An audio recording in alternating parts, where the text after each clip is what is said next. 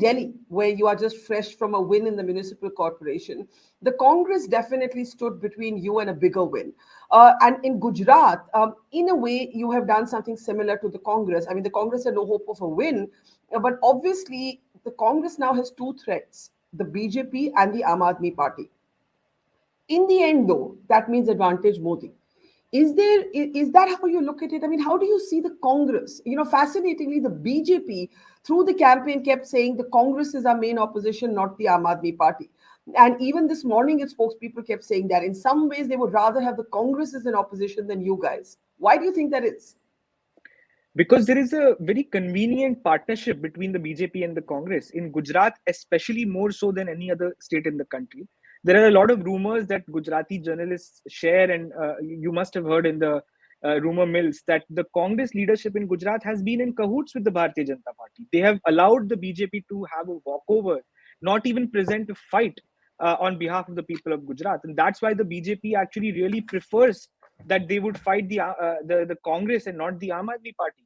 Aam Aadmi Party has shown that once it builds a foothold in a state, it has the wherewithal, not just in terms of resources. Resources come to any party that tries to put up a fight, but we have the wherewithal in terms of building a narrative, a winning narrative that the people of a state like Gujarat have clearly shown an interest in. And let me give you an example.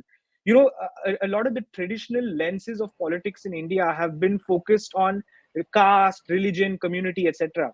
But if you look at the seat of Isudan Gadvi, the chief ministerial face of the Aam Aadmi Party in Gujarat, all Yeah. of the political pundits would have told you that he's a Gadvi. He comes from a smaller, so to say, OBC caste compared to the Ahir community, which dominates that seat. Today, he's leading comfortably in that seat. What that tells you is that the AAP is building a new kind of voter in India, which sees beyond caste and community and is building a class coalition of some sorts, where it says that, look, you have been cheated by the establishment of this country. We are providing you an alternative in the form of basic services, whether it's education, health, power, water, what it might be, anything, depending on which state you're in. But that Yeah. is what the AAP today represents. Forget the binaries of BJP Congress are fine. We can go into those discussions. Can, But can, this can, I, is can I ask you one question sure. before I open this up? Is the Aam Aadmi Party post ideology? When we ask this question is asked of you repeatedly that you're a variation of the BJP, you're a softer version of their Hindutva, you're personality centric, like what Modi is to the BJP, Arvind is to the AAP. That you are actually a smart appropriation of the BJP, welded with a certain kind of middle class energy and welfareism. If I had to ask you, is the Aam Aadmi Party post ideology? What would you say? Barka, this is a very good question. I have spent a lot of time thinking about it because it really baffles me when a lot of political pundits say that AAP has no ideology or has no clear ideology. But the fact is that unfortunately in India, and I'm weighing my words here, being very careful, in India, we have often seen ideology from the prism of religion. We have seen that one party favors A religion, another party favors B religion, and that has become the fulcrum of how to define ideology. But if you look at the Western world, if you look at Western democracies, ideology is a lot about what kind of economic model do you see for your country. And of course, there is a social angle to it. There is no denying that. But when it comes to the Aam Aadmi Party, what we are saying is that this country is in a serious economic crisis.